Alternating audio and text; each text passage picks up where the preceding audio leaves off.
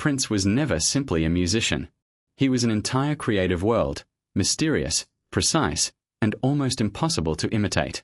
Behind the unforgettable performances and remarkable songs was an artist who protected his independence with unusual determination. But what was he really trying to control? And why did his approach to music make his career so different from almost everyone around him? The deeper story isn't about scandal or sensational moments. It's about perfection, privacy, artistic freedom, and the remarkable standards Prince set for himself. To understand the less discussed side of his legacy, we have to look beyond the purple suits, legendary guitar work, and enormous hits, and into the creative philosophy that shaped almost every decision he made. Prince Rogers Nelson grew up in Minneapolis and developed an extraordinary relationship with music at an early age. He learned multiple instruments and eventually became known not only as a singer and guitarist, but as a songwriter, producer, arranger, and performer. That versatility became one of his greatest strengths. Prince could walk into a studio with an idea and build an entire musical landscape around it. But that wasn't the full story. His independence also meant that he wanted an unusual level of control over his creative work. Rather than fitting comfortably into expectations, he repeatedly pushed against them. He explored funk, rock, pop, R&B, jazz, and experimental sounds, often refusing to remain inside a single category. For audiences, this could make Prince seem unpredictable. For Prince, it was simply part of being an artist. Few people noticed what this approach meant for his long-term career. Prince wasn't interested in being defined by one successful formula. When the music industry changed, he continued searching for new ways to release music, connect with listeners, and protect his creative identity.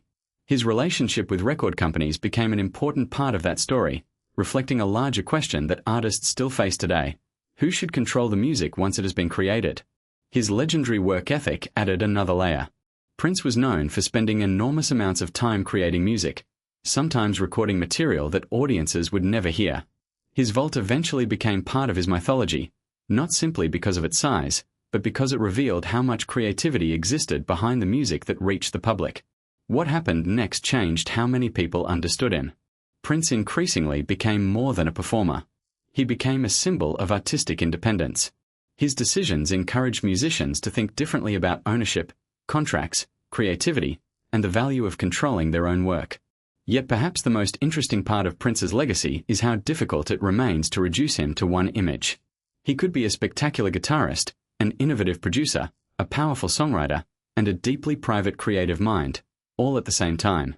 His career reminds us that extraordinary artistry often comes with extraordinary standards. Prince's influence continues because he never allowed one version of himself to become permanent. He kept experimenting, questioning expectations, and searching for new possibilities. The less discussed side of his story isn't a collection of shocking revelations. It's the discipline behind the mystery, the determination to remain creatively independent even when doing so was difficult. And perhaps that is what makes his legacy so enduring. Prince didn't simply leave behind music, he left behind a philosophy: create boldly, protect your vision, and never assume that the world has already heard everything you have to say.